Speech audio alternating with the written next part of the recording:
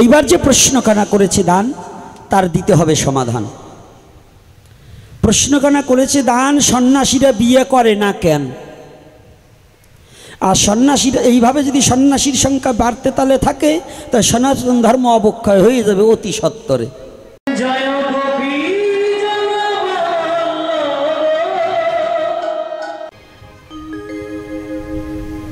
সামনে নাম বলা ঠিক না। এই যদি আজকে যদি এই নিরঞ্জন বাবুরা ভক্ত না হতেন, আপনারা আসতেন? এই আসতেন? কতজন আয়োজন করে, একটা কুকুরও যায় না, একজনের বাড়িতে কুকুরও যায় না, একজনের আমের বাগান, অনেক আম, একটা বাচ্চাও তার বাগানে যায় না ভয়ে, একটা বাচ্চাও যায় না আম কুড়াতে। আর একজনের একটা গাছ, পড়ার আগে বাচ্চারা চিলুমিলু করে নিয়ে যায়। কি আছে না এরকম লোক? আছে কি না? একজনের কোটি টাকা আছে, খাবার লোক নাই, আর একজনের কিছু নেই, ভগবান তার বাড়ির আতিথ্য অতীতের কোনো অভাব থাকে না। আর একজন কোটিপতি, তার বাড়ি কেউ যায় না। আছে না? দেখবেন এমন একজন বাবা মা আছে, তারা নিঃসন্তানী, তার কোটি কোটি টাকার মালিক, কিন্তু একটা সন্তান নেই। আর একজন ভাত দিতে পারে না, অথচ তার 10টা সন্তান। আছে কি না? ভাত দিতে পারে না, 10টা সন্তান। আর একজনের ভাতের অভাব নাই, ওরকম 100 লোককে খেতে দিতে পারে, কিন্তু তাকে মা বলে ডাকার কেউ নেই, বাবা বলে ডাকার কেউ নেই। এর কারণ কি গো? এর কারণ কি?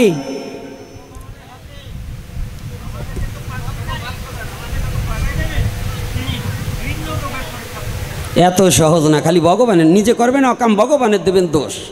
বসেন, এটা জন্মান্তরবাদ, সনাতন ধর্ম বুঝায় ভুল আছে বাবা। এটা কোন বাদ? জন্মান্তরবাদ। ছেলেকে স্কুলে দেবেন, ছেলের মোবাইল কিনে দেবেন, উনি মেয়েদের নিয়ে ডিটিং মাইরে বেড়াবে, পরীক্ষার সময় ফেল মারলে শিক্ষকের দোষ না? কার দোষ? ছেলের দোষ না শিক্ষকের দোষ? এই কার দোষ? ছেলের দোষ নয়।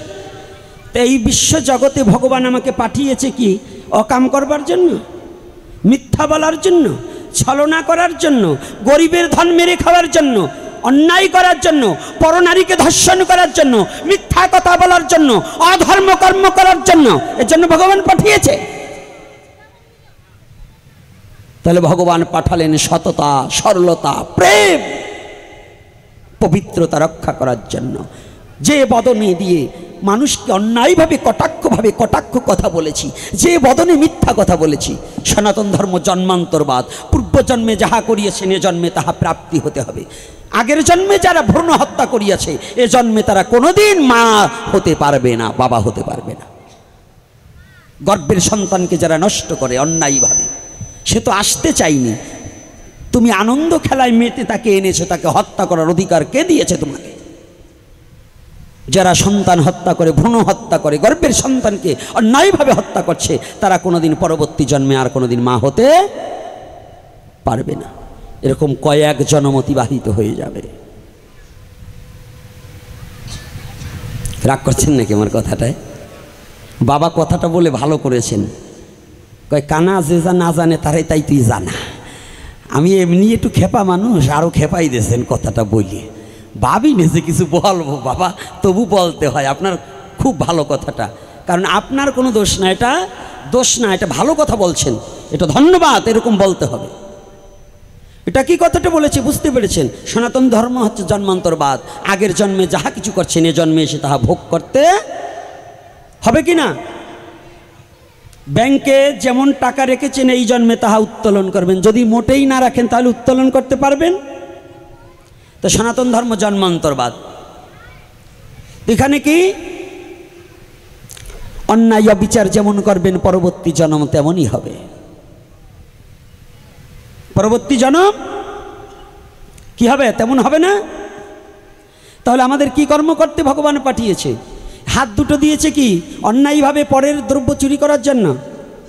এই শিক্ষিত ভদ্রলোক যারা আছেন, ভগবান আপনাকে আক্ষরিক জ্ঞান দিয়েছে, কলম চালাবার ক্ষমতা দিয়েছে কি? গরিবের সম্পদ চুরি করার জন্য, ভাইয়ের জমি লেখে নেওয়ার জন্য। হ্যাঁ, এজন্য সনাতন ধর্মে আপনাকে জন্ম দিয়েছে। অন্যায়ভাবে পরের জাল দলিল করে ভাইয়ের সম্পত্তি নেবেন, আপনার অন্যের জমি দখল করবেন। এজন্য কি সনাতন ধর্মে আপনার জন্ম হয়েছে? না, আপনাকে সুজ্ঞানী করেছে ভগবান, করুণা করে আক্ষরিক জ্ঞান দিয়েছে। আপনার জ্ঞানের পরিধি দ্বারা যেন জগৎজীবকে আপন করে ভালোবাসা দিয়ে আপনি জয় হতে পারেন, আপনি মহাপুরুষ হতে পারবেন। একটা শিক্ষিত লোক যদি শিক্ষাটাকে সঠিক কাজে ব্যবহার করে, সে মানুষ থেকে মহাপুরুষ হতে পারে, পুরুষ থেকে মহাপুরুষ হয়ে যেতে পারে, যদি তার শিক্ষাটাকে সঠিক কাজে ব্যবহার করে। কি কষ্ট পাচ্ছেন নাকি? রাধে রাধে। কষ্ট হচ্ছে বাবা? আবার যেন কালকেই বলে না গোপীনাথ ঘোষের হরিকথার জন্য আনলাম, সে বলে কেন? কি এরকম বলে না? এরকম লোকের অভাব নেই। সত্য কথা বললে যদি নিজের দলে পড়ে তো আর গোসাই ভালো না। এজন্য আমার কথাটা হচ্ছে এখানে ব্যতিক্রম। ভগবান কার? ভক্তের। ভক্তকে যার ভক্তি আছে, ভক্তি আছে কার? অহংকার শূন্য যার। রাধে রাধে। অহংকার শূন্য হৃদয় না হলে ভক্তি ধন অর্জন করা যায় না। তাহলে আজকে দুর্যোধন তার অহংকারের অন্ন পরিত্যাগ করে ভগবান কার ঘরে সেবা নিলেন? বিদুরের ঘরে। আমি কিন্তু ওই প্রথমে একটু আমার শারীরিক অবস্থাটা একটু অবনতির কারণে ঠিক রাখতে পারছিলাম না ব্যালেন্সটা, আমি ওখানে অক্কুরকে যোগ করে দিয়েছিলাম।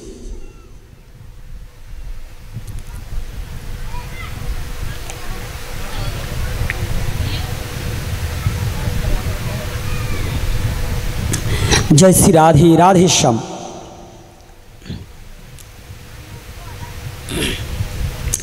এইবার যে প্রশ্নখানা করেছে দান, তার দিতে হবে সমাধান। প্রশ্নখানা করেছে দান, সন্ন্যাসীরা বিয়ে করে না কেন? আর সন্ন্যাসীরা এইভাবে যদি সন্ন্যাসীর সংখ্যা বাড়তে তালে থাকে, তা সনাতন ধর্ম অবক্ষয় হয়ে যাবে অতি সত্বরে। আচ্ছা, এই বাংলাদেশে এত মহিলা, সবাই কি রাজা হয়েছে নাকি? আই উত্তর দেবেন কথার। প্রধানমন্ত্রী সবাই?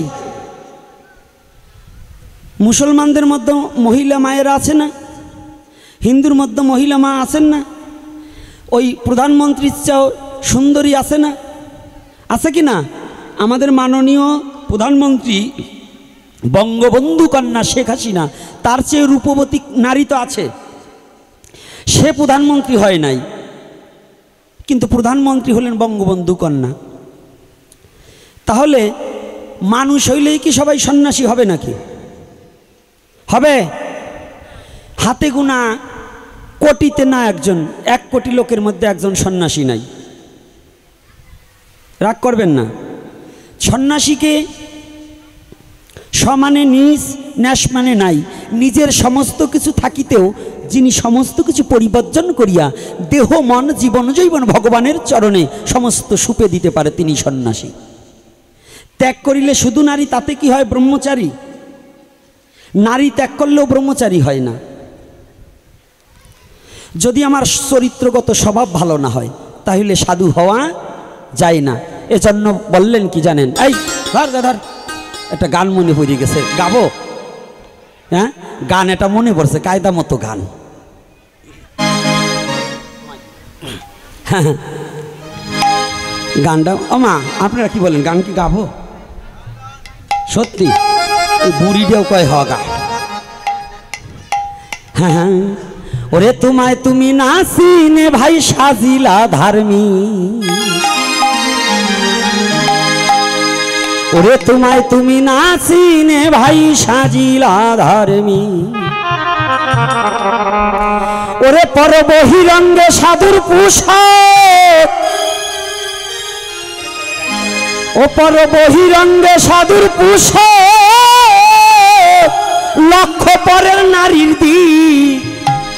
ও সাধু ভাই, তোমায় তুমি নাসিনে ভাই সাজিলা ধার্মী, তোমায় তুমি নাসিনে ভাই সাজিলা ধার্মী, তোমায় তুমি নাচনে ভাই সাজিলে ধর্মী, তোমায় তুমি না চিনে ভাই সাজিলে ধর্মী। পর বহিরঙ্গে সাধুর পোশাক, বহিরঙ্গে সাধুর পোশাক, বহিরঙ্গে সাধুর পোশাক, লক্ষ পরের নারীর দিক। তোমায় তুমি না চিনে ভাই সাজিলে ধর্মী। হে তোমায় তুমি না চিনে ভাই সাজিলে ধর্মী। আর তিলক মালা বেশভূষাতে সাজিলে সাধু, শিখলে শুধু বিধুবাদের বশ করার জাদু। আর বশ করার জাদু। তিলক মালা বেশভূষাতে সাজিলে সাধু, শিখলে শুধু বিধুবাদের বশ করার জাদু। আমার বশ করার জাদু। তোমার অন্তরে নেই প্রেমের মধু, অন্তরে নাই প্রেমের মধু, অন্তরে নেই প্রেমের মধু, অনঙ্গ করো নাই ঠিক। তোমায় তুমি না চিনে ভাই সাজিলে ধর্মী। তোমায় তুমি না চিনে ভাই সাজিলে ধর্মী। পর বহিরঙ্গে সাধুর পোশাক, পর বহিরঙ্গে সাধুর পোশাক, লক্ষ পরের নারীর দিক। তোমায় তুমি না চিনে ভাই সাজিলে ধর্মী। তোমায় তুমি না চিনে ভাই সাজিলে ধর্মী। কথাটা কষ্ট হচ্ছে নাকি সাধুকর্তারা? কষ্ট হয়? মিথ্যা। শুধু তিলকমালা পড়লেই কি সাধু হওয়া যায়? সাধু কোনটা? চরিত্র। সচ্চরিত্র না হইলে সাধু তো হবে না। তিলক মালায় কভু ভাইরে সাধু তো হয় না।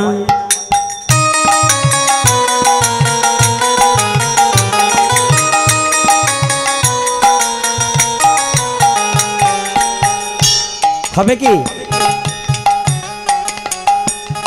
তাহলে এখানে কি বলছে? তিলকমালা বেশভূষাতে সাজিলে সাধু, শিখলে শুধু বিধবাদের বশ করার জাদু। তোমার অন্তরে নাই প্রেমের মধু, অনঙ্গ করোনাই ঠিক। তোমায় তুমি নাচিনে ভাই কি সাজিলে সাধু। এইবার এই শিল্পী যে লেখক তিনি আবার কি বলছে? আর প্রভাত বলে সাধু হওয়া মুখের কথা নয়,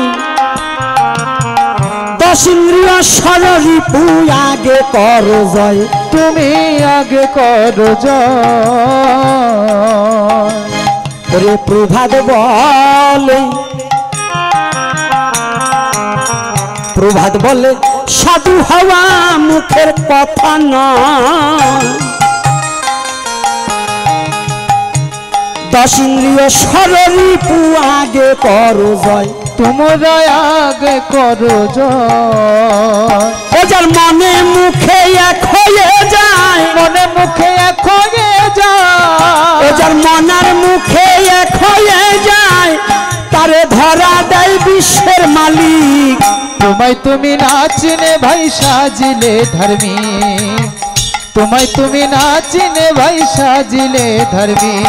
পর বহিরঙ্গে সাধুর পোশাক, বহিরঙ্গে সাধুর পোশাক, বহিরঙ্গে সাধুর পোশাক, লক্ষ পরের নারীর দিক।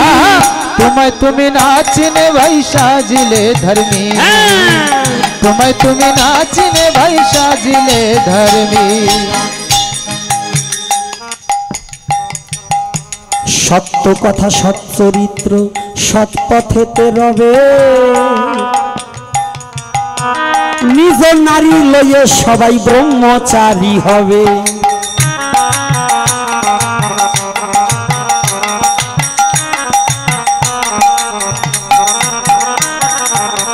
সনাতন ধর্ম দুটি ধারা জানাইতে চাই, তেগি ভুগি দুটি ধারা জানিবে সবাই।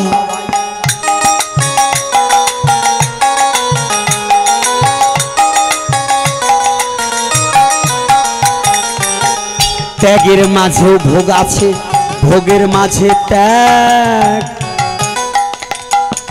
সবার চেয়েতে উত্তম ত্যাগ, মনেরই না সাথ।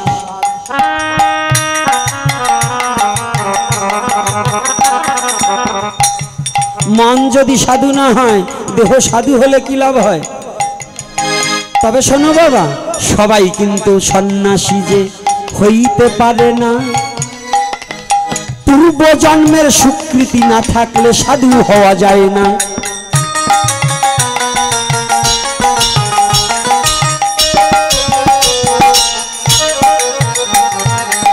প্রহ্লাদের মনে একদিন আসলো অহংকার, 5 বছরে কৃষ্ণ পেয়েছি আমি সাধু সভাকার।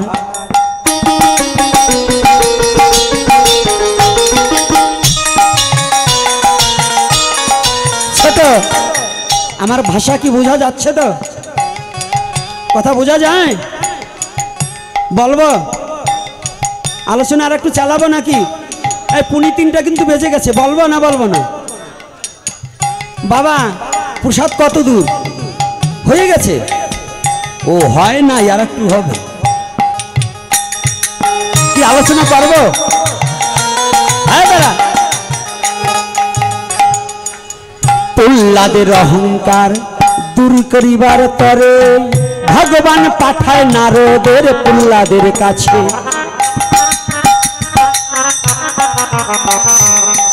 নারদ তখন ডাকিয়া প্রহ্লাদের বলে,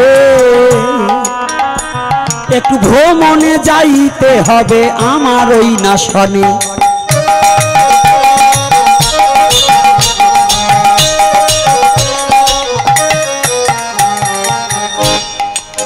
নারদ প্রহ্লাদ দুইজনাতে ভ্রমণেতে গেল। দূর হইতে প্রহ্লাদ তখন দেখিতে পাইল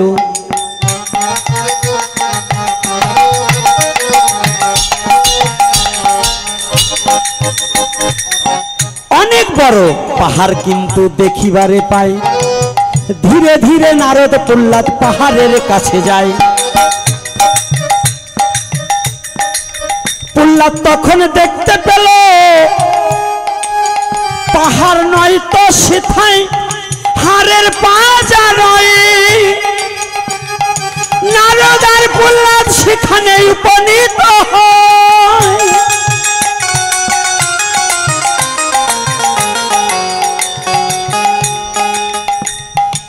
দুজনে যখন উপনীত হলো তখন দেখতে পেল এক একটা হাড়ের গায়ে প্রহ্লাদের লেখা ছিল। প্রহ্লাদ তখন নারদ মুনিকে ডাক দিয়া যে কয়, আমি ছাড়া প্রহ্লাদ আবার এই জগতে আছে নি এই জায়গায়? প্রহ্লাদ বলছে নারদ মহামুনিকে, গুরুদেব আমি ছাড়া কি আরো কোনো প্রহ্লাদ আছে নাকি? বলছে কেন? বলছে প্রতিটা হাড়ের গায়ে দেখি প্রহ্লাদে লেখা রয়। নারদ তখন প্রহ্লাদকে ডাক দিয়ে জানায়, তোমার কিন্তু অহংকার আছে বলিব তোমায়। প্রহ্লাদ, তুমি অহংকার করেছ যে 5 বছরে তুমি কৃষ্ণ প্রাপ্তি হয়েছ। না না, মিথ্যা কথা। 5 বছরে তুমি কৃষ্ণ প্রাপ্তি হতে পারোনি। এই যত হার আছে এক একটা জন্ম হয়েছে তোমার। এমনি ভাবে সাধনা করিতে করিতে এইবার তুমি কৃষ্ণ ভক্ত প্রহ্লাদ হয়েছ এ জন্মেতে।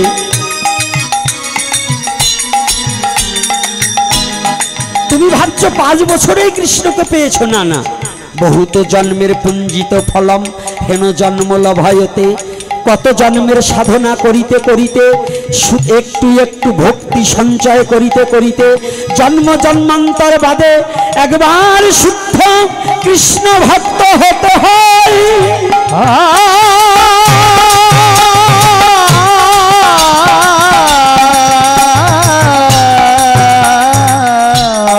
পিতৃপুরুষের আশীর্বাদ ভিন্ন কভু সাধু হওয়া না যায়। তাই বাবা, সন্ন্যাসী এত সহজ নয়। সন্ন্যাসী হতে হলে পূর্বপুরুষের সাধনার প্রয়োজন। এজন্য সবাই সাধনা হবে। সবাই সাধু হতে পারে না। তো তোমাদের জন্য যে গাইরস্থ ধর্ম আছে এটা দেখোনি, গাইরস্থ ধর্মটা প্রতিপালন করতে হবে। দয়াল নিতাই চাঁদ তাহা শিক্ষা দিল, 8 সন্তানের পিতা হইও সে পূর্ণ কুম্ভ ছিল।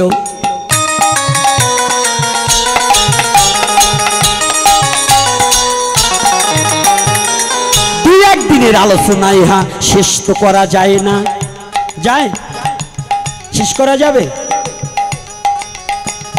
দুই এক দিনের আলোচনায় এই কথা তো হয় না, হবে?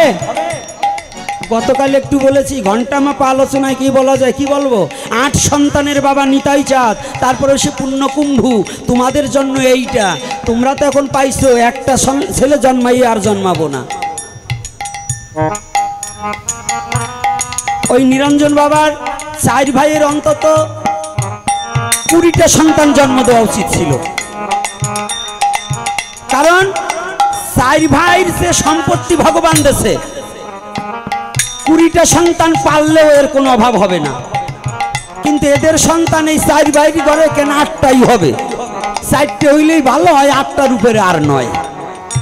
আরে ওটা তো বাবারে বললাম, আপনার দলেও আছে, ওদিকে তাকান কা, আপনারাও তো ওই দলের লোক। আপনাদের মধ্যে লোক যারা একখান সন্তান নিয়ে কয় আর নেব না,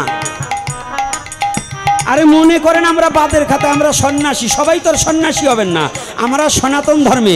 আপনাদের অন্তত 4টে সন্তান জন্ম দিতে হবে এক একজনের। একটা দিবেন পলিটিক করার জন্য, পলিটিক্স যারা করে তাহাদের সন্তান দিবেন আপনারা যে ধরে।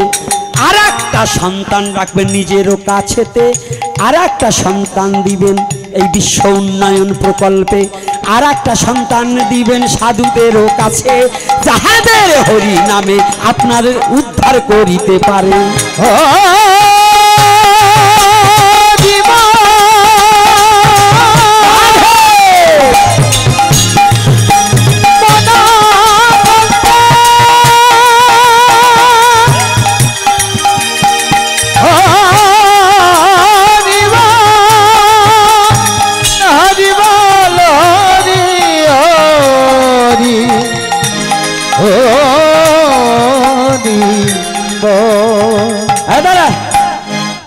বন্ধ কর,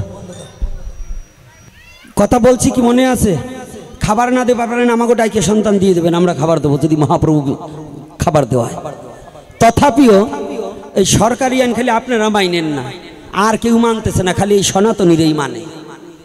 আর তার চেয়ে বেশি হইলো এই শিক্ষিত ভদ্রলোকরা, ওনারা অন্যের উপদেশ দেয়, ওনারা নিজেরা নেয় না।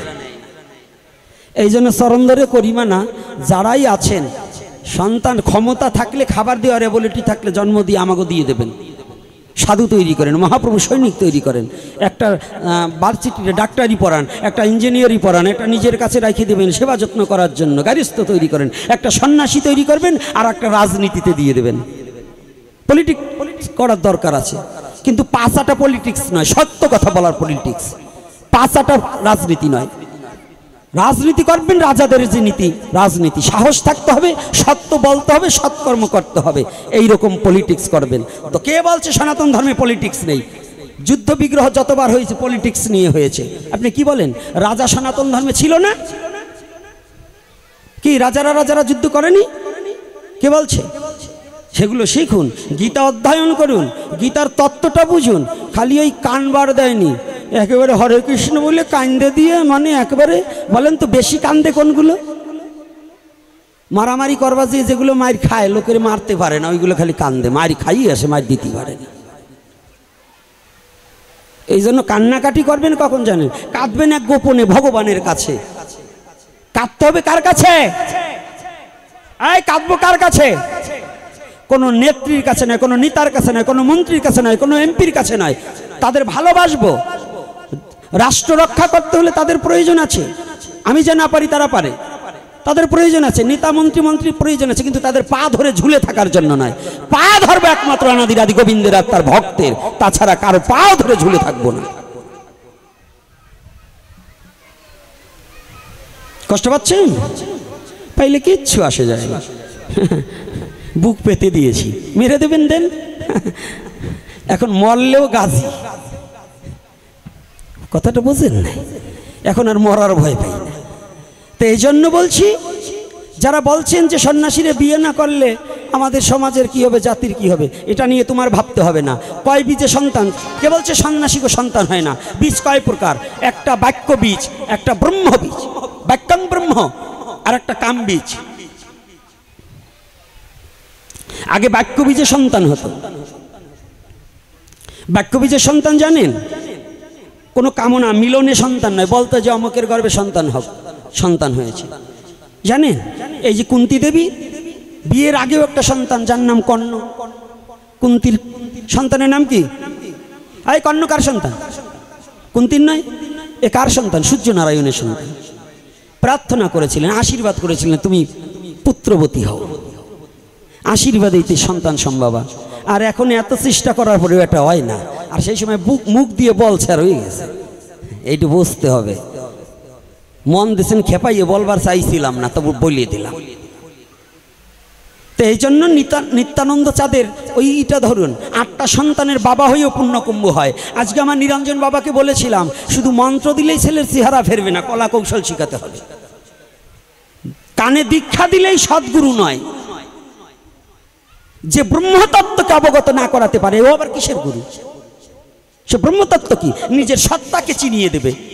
এজন্য যে গুরু পরম্পরা, বংশ পরম্পরা এসব কিছু মানতে হয় না। যে আমার ব্রহ্মতত্ত্বের সন্ধান দেবে সে গুরু হবে। কোনো পরম্পরা ঠরা এগুলো বাদ, এগুলো মিথ্যা কথা। কি পরম্পরা জানেন? আজকে আমাদের ছেলে পরম্পরা আছে, গুরু পরম্পরা নাই। বলছে ওই গুরু বংশের কাছে তো মন্ত্র দিতে হবে। আমার গুরু ভালো, কিন্তু তার ছেলে হয়েছে চোর, ওই চোরের কাছে তো আমার ছেলের মন্ত্র দেবো নাকি? হ্যাঁ, এসব হচ্ছে কুসংস্কার। এসব পরিবর্তন করুন। দেখতে হবে সাধনা করে কে। আগে গুরু হতে হলে সাধনার প্রয়োজন ছিল। আজকাল ওই ছাগলের বাচ্চা যেমন ছাগল হয়, গুরুর বাচ্চাও গুরু হওয়া দিছে। এগুলো সম্পূর্ণ সনাতন ধর্মটাকে নষ্ট করার মূলে এরা। কোন গোসাইর ছেলে গোসাই হবে এমন কোন শাস্ত্রীয় নির্দেশনা প্রমাণ নেই। তাহলে তো ওই ছাগলের পরম্পরা, গরুর পরম্পরা ওইটাই ধরা হয়ে গেছে আমাদের। কিন্তু গুরু হতে হলে সাধনার প্রয়োজন, গুরু হতে হলে ভজনের প্রয়োজন, গুরু হতে হলে ত্যাগের প্রয়োজন। এই সমস্ত যাদের মধ্যে নাই তারা কখনো গুরু হতে পারবে? কি কষ্ট পাচ্ছেন নাকি? আবার মারবেন না তো যাবার সময়? হ্যাঁ, মারবেন নাকি বা যাবার সময়? মারলেও কিছু নেই, ভয় নেই। এই জল টল দিক আছে একটু বাবা, একটু ঠান্ডা জল দিলে ভালো হতো, হালকা ঠান্ডা। আর জল আরো বেশি করে আনতে হবে, গরম কিন্তু বেশি পড়ছে। আর মাঝে মাঝে ভক্তদের একটু জল দেন। জল সেবা কিন্তু এই জন্মে জল দান করলে পরে পরবর্তী জন্মে আবার ওই স্বর্গে গিয়েও জল দেবে আপনাদের।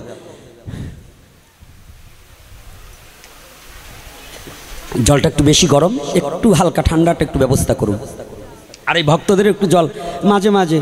কিরে মা, কষ্ট হচ্ছে নাকি? তাহলে এখানে যে কথাটা বলছি ভালো করে খেয়াল রাখবেন। এইবার প্রশ্ন আর একটা করছে, ধর্মান্তরিত হলে কি পাপ হয় এবং সে তার সাজা কি? একটা চিঠি লিখে দিয়েছে, ধর্মান্তরিত হলে ওভাবে দাঁড়িয়ে কোনো প্রশ্ন হবে না। বসুন। প্রশ্ন করতে হলে আগে যদি প্রশ্ন করতে হতো লেখে এর কাছে দিয়ে যেতে হতো। কোনো দাঁড়িয়ে প্রশ্ন করার কোনো প্রশ্ন গ্রহণ করা হবে না। এতে আসরের ভাব মূর্তি নষ্ট হয়ে যায়। আপনি দাঁড়াবেন, আর একজন দাঁড়াবে, এরকম দাঁড়ালে আমার কাম সারা। এজন্য যদি কোনো প্রশ্ন করার থাকতে হয়, এই বাংলাদেশেই অন পিস যে প্রশ্ন ভাগবতী আসরে প্রশ্নের উত্তর দিয়েছি, এছাড়া অন্য কোনো পাঠক দেয় না। দেয় বাবা? আপনারা ইউটিউবে দেখবেন আমি দিয়েছি। আর আমি পাঠক নয়, আমি ভাগবত পাঠ জানি না। আমি আমার জাতির জন্য, আমার স্বধর্মের জন্য এই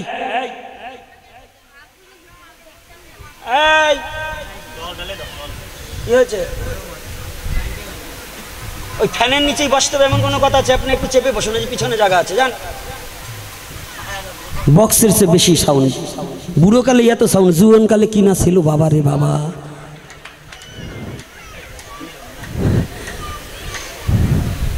যাক ও মা থাক, আর তুমি আমার একেবারে আপন দমের মাতসুপ থাকি।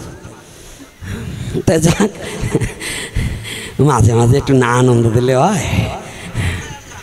ওই তো এই আরে সবচেয়ে ঝগড়া তো মা বাবার সাথেই করতে হয়। বাইরে যেয়ে মার খাবো নাকি ঝগড়া করি? মার সাথে আর বাবার সাথে ঝগড়া করলে ওরা মারবে না আমি জানি, আর বাইরা ঝগড়া করলে মার খেতে হবে। কিন্তু আপনারা তোমার মা বাবা, এই জন্য আপনাদের সাথে ঝগড়া করবো যাতে না মারতে পারেন, কায়দা জানি না তা না। তো এই জন্য যাক, রাধে রাধে।